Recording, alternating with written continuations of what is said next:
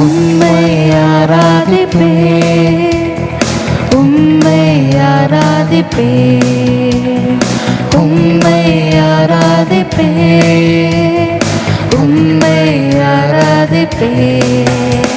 என் நாட்கள் முடியும் வரை, என் ஜீவன் பிரியும் வரை, என் சுவாசம் முடியும் வரை உம்மையே ஆராதிப்பேன், உம்மையே ஆராதிப்பேன். என் நாட்கள் முடியும் வரை, என் ஜீவன் பிரியும் வரை, என் சுவாசம் ஒழியும் வரை உம்மையே ஆராதிப்பேன், உம்மையே ஆராதிப்பேன். தாயின் கருவில் உருவாகும் முன்னே பேர் சொல்லி அழைத்தவர் நீரே. தாயினும் மேலாக அன்பு வைத்து எனக்காக ஜீவன் தந்தீரே. தாயின் கருவில் உருவாகும் முன்னே பேர் சொல்லி அழைத்தவர் நீரே. தாயினும் மேலாக அன்பு வைத்து நீர் எனக்காக ஜீவன் தந்தீரே. என் நாட்கள் முடியும் வரை, என் ஜீவன் பிரியும் வரை, என் சுவாசம் ஒழியும் வரை உம்மையே ஆராதிப்பேன், உம்மையே ஆராதிப்பேன். என் நாட்கள் முடியும் வரை, என் ஜீவன் பிரியும் வரை, என் சுவாசம் ஒழியும் வரை உம்மையே ஆராதிப்பேன், உம்மையே ஆராதிப்பேன்.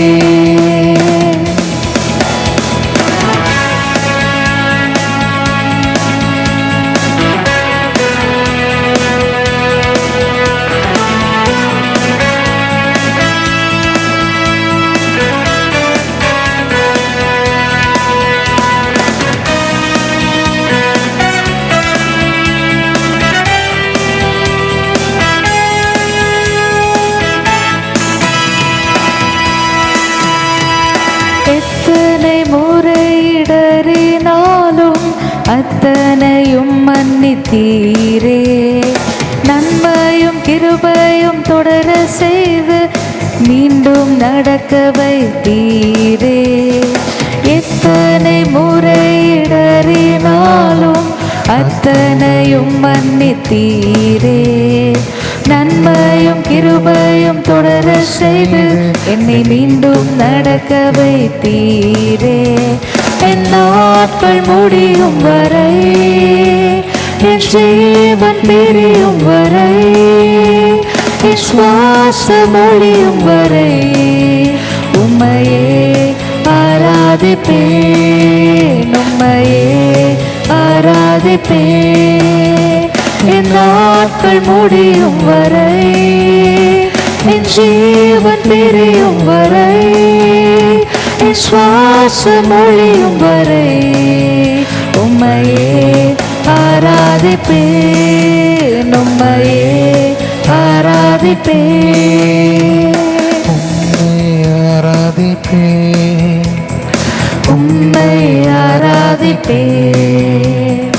உம்மை ஆராதிப்பேன், உம்மை ஆராதிப்பேன். என் நாட்கள் முடியும் வரை, என் ஜீவன் பிரியும் வரை, என் சுவாசம் ஒழியும் வரை உம்மையே ஆராதிப்பேன், உம்மையே ஆராதிப்பேன்.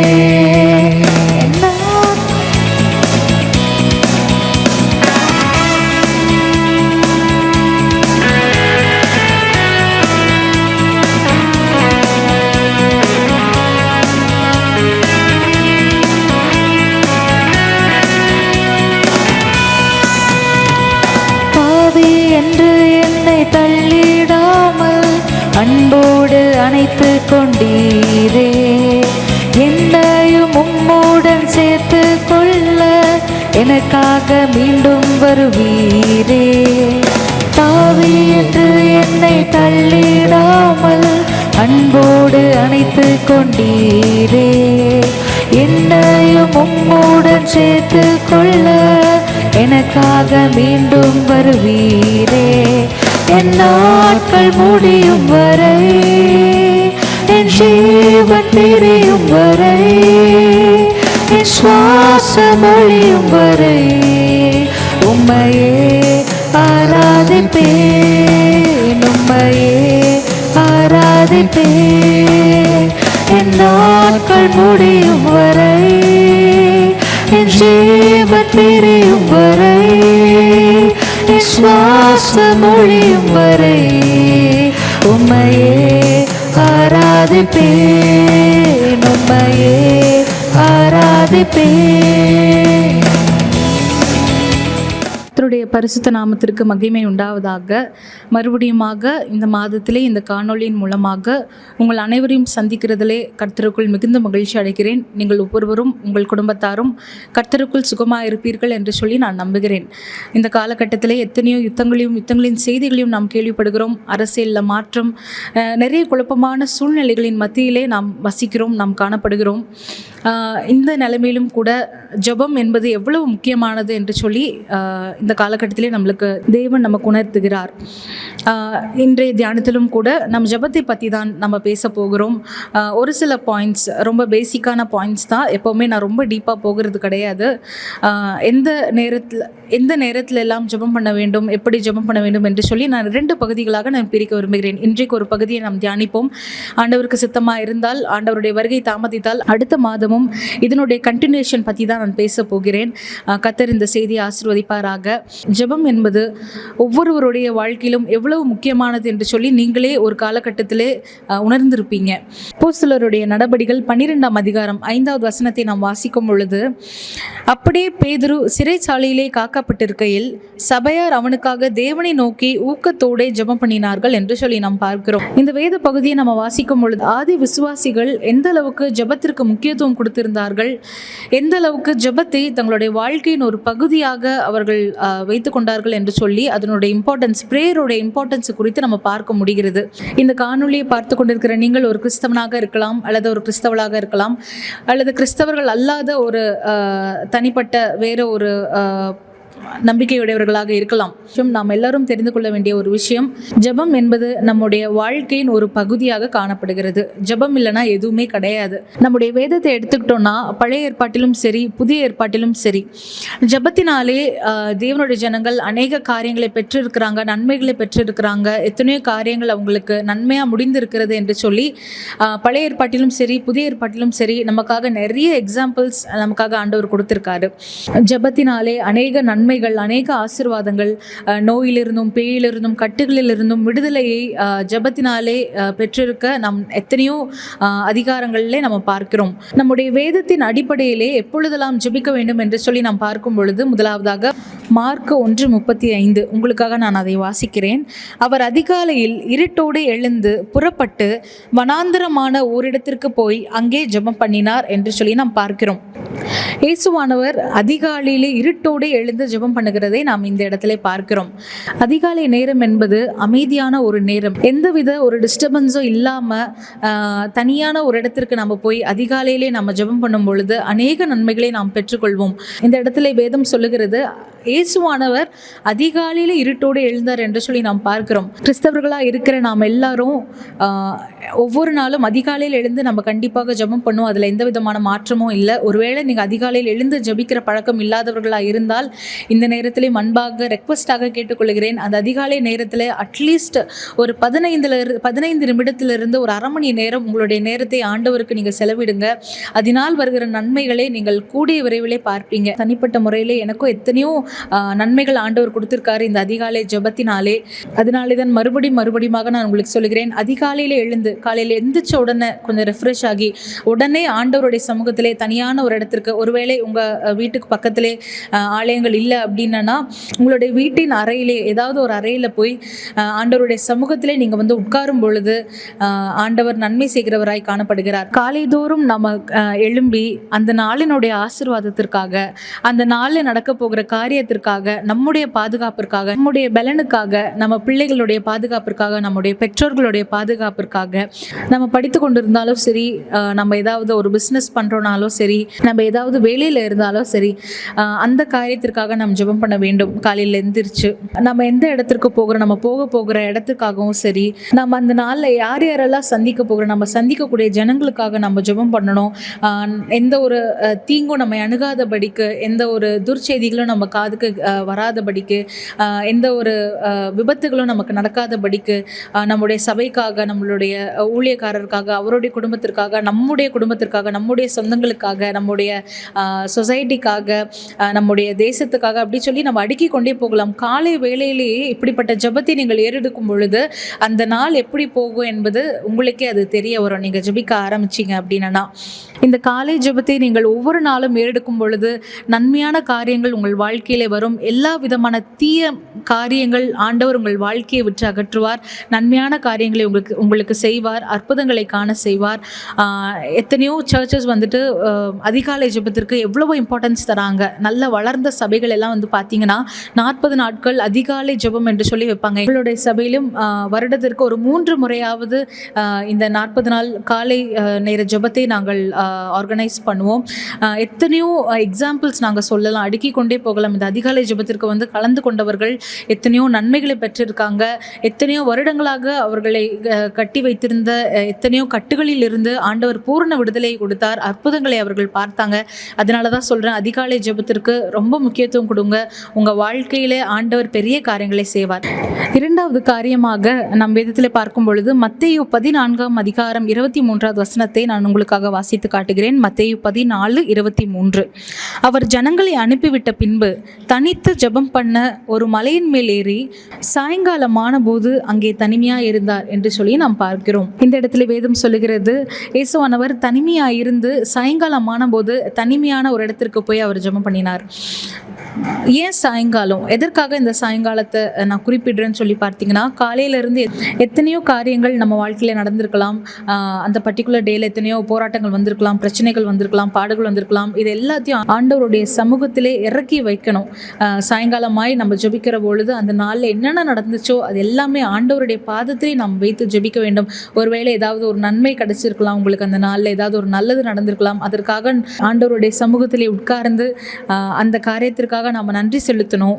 இரவு நேரத்தில் நமக்கு நல்ல நித்திரை ஆண்டவர் கட்டளையிடணும். ஆண்டவர் சொப்பனங்கள் மூலமாக, தரிசனங்கள் மூலமாக நம்மோடு கூட பேசணும். அதே போல மறுநாள் நடக்கிற காரியங்களும் ஆண்டவர் செம்மையாய் நடத்தி தரணும் என்று சொல்லி சாயங்கால வேளையிலே நாம் ஜெபிக்கும் பொழுது ஆண்டவர் அதை கேட்டு அதன்படி செய்ய வல்லவராக இருக்கிறார். டே டு டே லைஃப்பில் ஈவினிங் ப்ரேயரை நீங்கள் இன்க்ளூட் பண்ணிக்கோங்க. அதிகாலை ஜெபம் என்பது மிக ஒரு அவசியமான, இது மேண்டேட்ரியான ஒன்று. சாயங்கால ஜெபத்தை உங்களுடைய வாழ்க்கையிலே நீங்கள் இன்க்ளூட் பண்ணிக்கோங்க. கர்த்தர் மகிமையான காரியங்களை செய்ய வல்லவராக இருக்கிறார். மூன்றாவது காரியமாக அப்போஸ்தலர் 16 அதிகாரம் 25 வசனத்திலே நாம் பார்க்கும் பொழுது, நடு ராத்திரியிலே பவுலும் சீலாவும் ஜெபம் பண்ணி தேவனை துதித்து பாடினார்கள் என்று சொல்லி நாம் பார்க்கிறோம். நடு ராத்திரி, இந்த ராத்திரி ஜெபமானது மிக வல்லமை உள்ள ஒரு ஜெபமாக காணப்படுகிறது. எல்லா பிசாசினுடைய கட்டுகள் எல்லாம் முறிக்கப்படுவது வந்துட்டு பார்த்தீங்கன்னா இந்த ராத்திரி ஜெபத்தில் தான். இந்த வேத பகுதியிலே நாம் பார்க்கிறோம் 26 வசனத்திலே, சடிதியிலே சிறைசாலையின் அஸ்திபாரங்கள் அசையும்படியாக பூமி மிகவும் அதிர்ந்தது, உடனே கதவுகள் எல்லாம் திறவுண்டது, எல்லாருடைய கட்டுகளும் கலண்டு போயிற்று என்று சொல்லி நாம் பார்க்கிறோம். நடு ராத்திரியில் நாம் ஜெபம் பண்ணும்போது எந்தவித கட்டுகளாக இருந்தாலும் சரி அது கலன்று போகும். நடு பகல் என்பது 12 மணி, மதியானம் 12 மணி என்று சொல்லுவோம். அப்போது நடு ராத்திரி என்பது அரௌண்ட் ஒரு 12 o'clockலேருந்து 1 o'clock இல்லாட்டி 11:30 மேலே நீங்கள் வச்சுக்கலாமே. அந்த நடு ராத்திரி ஜெபம் என்பது ஏன் வல்லமையுள்ள ஜெபம் என்று சொல்லி நான் சொல்கிறேன்னா, 12th முடிச்சுட்டு நான் எந்த காலேஜில் ஜாயின் பண்ணோம், எந்த கோர்ஸ் ஜாயின் பண்ண என்று சொல்லி பலவித ஒரு குழப்பமான சூழ்நிலையிலே நான் இருந்தேன். எல்லாருக்கும் தெரிந்த காலேஜ் சிஎம்சி வெள்ளூரில். அந்த சிஎம்சியில் நான் என்ட்ரன்ஸ் எக்ஸாம் எழுதிட்டு வந்துட்டேன். இன்டர்வியூக்காக ரொம்ப பயந்துட்டு இருந்தேன் நான். அம்மா என்னை கூப்பிட்டு சொல்லி கொடுத்த காரியம், ரூபி உனக்கு எந்த ஒரு காரியமாக இருந்தாலும் சரி அது நீ கண்டிப்பாக ஆண்டவரிடத்துலேருந்து பெற்றுக்கொள்ளணும் அப்படின்னா இந்த ராத்திரி ஜபத்தை நீ பண்ண. அதாவது டைம் எனக்கு அம்மா சொன்னது 11:30 1:30 வரைக்கும். அதாவது அந்த நாளின் கடைசி பகுதியும் மறுநாளின் ஃபஸ்ட்டு பகுதியும் நீ ஆண்டவர் கூட நீ ஸ்பெண்ட் பண்ணுற மாதிரி இருக்கும். அந்த டைம் ரொம்ப ரொம்ப மகிமையான வல்லமையான டைம். எத்தனையோ காரியங்கள் நானும் அப்பாவும் அந்த நேரத்தில் ஜெபிச்சு தான் ஆண்டவர்கிட்டேருந்து பெற்றிருக்கிறோம் என்று சொல்லி சொன்னாங்க. அதே போல் நான் என்ட்ரன்ஸ் எக்ஸாம் எழுதி என்னோட இன்டர்வியூ முடிஞ்சு ரிசல்ட் நாள் வரைக்குமே வந்துட்டு பார்த்தீங்கன்னா அந்த ராத்திரி நேரம் 11:30 மணிக்கு அந்த டைமில் நாங்கள் இருந்த வீட்டுக்கு மேலேயே சர்ச் இருந்தது. ஸோ அங்கே போயிடுவேன் நான். அங்கே உட்காந்து அந்த 2 மணி நேரமும் ஆண்டவருடைய சமூகத்தில் உட்கார்ந்து நான் அழுது ஜெபித்த பொழுது ஆண்டவர் என்னுடைய ஜெபத்தை கேட்டார். சிஎம்சியில் என்ட்ரன்ஸ் கிளியர் பண்ண என்னோட இன்டர்வியூ கிளியர் ஆச்சு. நான் சிஎம்சியில் ஜாயின் பண்ணி படித்து முடிக்க கர்த்தர் கிருபை பாராட்டினார். அந்த நடுராத்திரி ஜெபம் என்பது ஒரு மிகப்பெரிய அசைவை ஏற்படுத்துகிற ஜெபமாய் காணப்படுகிறது. மத்தேயு 17:21 சொல்லப்பட்டிருக்கிறது, இந்த ஜாதி பிசாசு ஜெபத்தினாலும் உபவாசத்தினாலுமே அன்றி மற்றெவ்விதத்தினாலும் புறப்பட்டு போகாது என்று சொல்லி நாம் பார்க்கிறோம். அடுத்த காரியமாக உபவாசித்து ஜெபிக்கக்கூடிய காரியம். அதாவது உபவாசம் என்பது நம்முடைய ஆவி ஆத்மா சரீரத்தை ஒடுக்கி புசியாமலும் குடியாமலும் ஆண்டவருடைய சமூகத்திலே நாம் உட்காரும் பொழுது அந்த ஜெபம் வல்லமையுள்ள ஜெபமாய் காணப்படுகிறது. ஒருவேளை உங்களுடைய வாழ்க்கையிலே பிசாசு போராட்டங்கள் காணப்படலாம். எத்தனையோ மந்திர சூனியங்களில் உங்களுடைய வாழ்க்கை கட்டப்பட்டு இருக்கலாம். நீங்கள் இந்த காலகட்டத்தில் உபவாசித்து நீங்கள் ஜெபம் பண்ணும் பொழுது அந்த பிசாசு ஜெபத்தினாலும் உபவாசத்தினாலுமே அன்றி மற்ற விதத்தினாலும் புறப்பட்டு போகாது என்று சொல்லி நாம் பார்க்கிறோம். நீங்கள் உபவாசித்து ஜெபம் பண்ணும் பொழுது அந்த கட்டுகள் விடுதலை ஆவதை நீங்கள் காண்பீர்கள். பழைய ஏற்பாட்டிலே நாம் பார்க்கிறோம், மோசே 40 நாட்கள் புசியாமலும் குடியாமலும் இருந்து தேவ சமூகத்திலே போய் சீனாய் மலையிலே போய் உட்கார்ந்திருந்தான். அந்த நேரத்திலும் கூட இஸ்ரவேல் ஜனங்களுக்காக கட்டளைகளையும் கற்பனைகளையும் ஆண்டவரிடத்திலிருந்து பெற்றுக்கொண்டு அதை இஸ்ரவேல் ஜனங்களுக்கு தெரியப்படுத்தணும் என்று சொல்லி 40 நாட்கள் உபவாசம் இருந்து சீனாய் மலையிலே காணப்படுகிறான். இதிலிருந்து நம்ம என்ன தெரிஞ்சுக்கணும் அப்படின்னு பார்த்தீங்கன்னா, ஆண்டவருடைய சமூகத்திலே உபவாசம் இருந்து ஜெபிக்கும் பொழுது வெளிப்பாடுகள் கிடைக்கும். ஆண்டவருடைய குரலை நம்மால் கேட்க முடியும். ஆண்டவர் நம்ம கிட்ட என்ன சொல்றாருன்றதை நம்ம டைரக்டாக நம்மளால உணர முடியும். நம்முடைய ஆவி ஆத்மா சரீரத்தை ஒடுக்கி நம்ம உபவாசம் இருந்து ஜெபம் பண்ணும் பொழுது அவருடைய குரலை நாம் கேட்கிறவர்களாய் காணப்படுவோம். புதிய ஏற்பாட்டில் பார்த்தீங்கன்னா, இயேசுவானவர் 40 நாட்கள் உபவாசம் இருந்து மலையிலே போய் இருந்து ஜெபம் பண்ணினார். அந்த வெளியிலும் கூட உபவாசம் முடிந்த பின்பு அவருக்கு பசி உண்டாயிற்று. அந்த நேரத்தில் பசி உண்டாயிற்று. அப்பொழுது பிசாசு வருகிறான். ஆண்டவருடைய வார்த்தையை கொண்டு அவனை துரத்தி விடுகிறார். அதற்கு பிறகு தூதர்கள் வந்து அவருக்கு பணிவிடை செய்கிறார்கள். இதிலிருந்து நம்மளுக்கு என்ன புரியுது அப்படின்னா, பிசாசை எதிர்க்கிற ஒரு பலன் வந்துட்டு நம்ம உபவாசித்து ஜெபம் பண்ணும் பொழுது நமக்கு கிடைக்கிறது. ஒவ்வொரு நேரத்திலும் உபவாசம் இருந்து உபவாசம் முடித்து நம்ம வந்துட்டு ஒரு ப்ராப்ளம்ஸை பார்த்தோம் அப்படின்னா அது டிஃப்ரெண்ட்டாக நம்மளுக்கு தெரியும். உபவாசத்திற்கு முன்பு ஜெபிக்கிறதுக்கு முன்பு நம்மளுக்கு எவ்வளோ பெரிய ப்ராப்ளமாக இருந்தாலும் சரி, ஒருவேளை அது ஒரு சின்ன ப்ராப்ளமாக இருக்கலாம், அது நம்மளுக்கு பெரிய காரியமாய் தோணலாம். ஆனாலும் ஜெபித்து முடித்து உபவாசித்து ஜெபித்து முடித்து அந்த காரியத்தை நம்ம பார்க்கும் பொழுது ஆண்டவர் அதை லேசாக மாற்றி விடுவார். அந்த எவ்வளோ பெரிய ப்ராப்ளமாக இருந்தாலும் சரி, அதை எதிர்கொள்ளுகிற பலனை ஆண்டவர் நமக்கு தருகிற தேவனாக இருக்கிறார். கடைசி காரியமாக மத்தேயு 21:22 நாம் வாசிக்கும் பொழுது, மேலும் நீங்கள் விசுவாசம் உள்ளவர்களாய் ஜெபத்திலே எவைகளை கேட்பீர்களோ அவைகளை எல்லாம் பெறுவீர்கள் என்று சொல்லி நாம் பார்க்கிறோம். இந்த வசனம் நான் எப்பொழுது படித்தாலும் சரி, இல்லாது கேட்டாலும் சரி, எனக்கு ஒரு கதை தான் ஞாபகத்துக்கு வரும். அதாவது ஒரு கிராமத்தில் வந்துட்டு பார்த்தீங்கன்னா, நிறைய காலமாக மழையே வரலையாம். மழை இல்லாததுனால அந்த இடத்துல அக்ரிகல்ச்சரும் சரியாக பண்ண முடியல. அந்த வேளையில் அந்த ஊரில் இருக்கிற எல்லாரும் சேர்ந்து பார்த்தீங்கன்னா ஒரு இடத்துல காமனாக வந்து நம்ம வந்துட்டு ஜெபம் பண்ணலாம், மழை வரணும் அப்படின்னு சொல்லி ஜெபம் பண்ணலாம்னு சொல்லிட்டு எல்லாரையும் கேதர் பண்ணுறாங்க. அந்த வேளையில் எல்லாரும் போகிறாங்க. ஆனால் ஒரே ஒரு சிறு பெண் பிள்ளை மாத்திரம் கொடையை எடுத்துகிட்டு போகுதாம். அப்போ அந்த பிள்ளைக்குள்ளே இருக்க விசுவாசத்தை பாருங்களேன். எல்லாரும் ஜெபிக்கிறதுக்கு மழைக்காக ஜெபிக்க வராங்க. ஆனால் அந்த ஒரு பிள்ளை மட்டும் கண்டிப்பாக மழை வரும், நான் நனையக்கூடாது அப்படின்ட்டு சொல்லி அந்த கொடையை எடுத்து அந்த கூட்டத்துக்கு செல்கிறாளாம். இந்த விசுவாசத்தை பார்த்திருக்கலாம். நம்ம ஒரு காரியத்துக்காக அநேக நாட்கள் ஜெபித்து கொண்டிருப்போம். அந்த ஜெபத்திற்கு ஆண்டவர் பதில் கொடுத்திருக்க மாட்டார். ஏன்னு சொல்லி பார்த்தீங்கன்னா, நமக்குள்ளே அந்த விசுவாசம் இருக்காது. ஒருவேளை இது நடக்குமா நடக்காதா என்று சொல்லி ஏதோ ஒரு மூலையில் ஒரு சின்ன ஒரு டவுட் இருந்து கொண்டே இருக்கும். ஆனால் அப்படி இருக்கக்கூடாது. நம்ம ஒரு சின்ன காரியமாக இருந்தாலும் சரி, பெரிய காரியமாக இருந்தாலும் சரி, அதற்காக நாம் ஜெபிக்கும் பொழுது, நம்ம விசுவாசம் உள்ளவர்களாய் நாம் ஜெபிக்கும் பொழுது ஆண்டவர் அதை கேட்டு அதை அருளுகிற தேவனாய் இருக்கிறார். ஒரு சின்ன எக்ஸாம்பிள் சொல்லணும்னா, ஒருவேளை நெடுங்காலமாய் உங்களுடைய சரீரத்திலே ஏதாவது ஒரு வியாதி காணப்படலாம். நீங்கள் ஜெபிக்கும் பொழுது நீங்கள் சொல்லணும், இந்த உலகத்தில் இருக்க பெரிய டாக்டர்ஸை விடைக்கும் என்னுடைய தேவன் நீர் பெரிய டாக்டராக இருக்கிறீங்க, நீங்கள் பரம வைத்தியராக இருக்கிறீங்க, எனக்கு விசுவாசம் இருக்குது, இந்த வியாதியிலிருந்து எனக்கு பூர்ண விடுதலை நீங்கள் தருவீங்க என்று சொல்லி நீங்கள் அறிக்கையிட்டு விசுவாசித்து ஜெபிக்கும் பொழுது ஆண்டவர் உங்கள் ஜெபத்தை கேட்டு வல்லமையுள்ள காரியங்களை செய்கிறவராக இருக்கிறார். ஆகவே இந்த வேளையிலும் கூட இந்த முதல் பகுதியிலே நம்ம பார்த்தோம், அதிகாலையில் ஜெபிக்கிறது, சாயங்காலத்தில் ஜெபிக்கிறது, நடு ராத்திரியில் ஜெபிக்கிறது, உபவாசித்து ஜெபிக்கிறது, ப்ளஸ் விசுவாசித்து ஜெபிக்கிறது என்று சொல்லி இந்த 5 பாயிண்ட்ஸை பார்த்தோம். அடுத்த மாதத்தில் ஆண்டவருடைய வருகை தாமதித்தல் அடுத்த பகுதி, இதனுடைய கண்டினியூஷனை நம்ம பார்க்கலாம். இந்த ஒரு மாத கால அளவும் இந்த ஜெபத்தை நீங்கள் ஏறெடுக்கும் பொழுது உங்களுடைய வாழ்க்கையிலே நீங்கள் என்னென்ன அனுபவிக்கிறீங்க, என்னென்ன ஆசீர்வாதங்களை, என்னென்ன அற்புதங்களை பெற்றிருக்கீங்க என்று சொல்லி அடுத்த மாத வீடியோவிலே நீங்கள் எனக்கு சொல்லுவீங்க. உங்கள் ஜெபம் அனைத்திற்கும் ஆண்டவர் பதில் தருகிறவராக இருக்கிறார். நம்பிக்கையோடு விசுவாசத்தோடு ஜெபிங்க. ஆண்டவர் நம் ஒவ்வொருவரையும் ஆசீர்வதிப்பாராக. ஆமென்.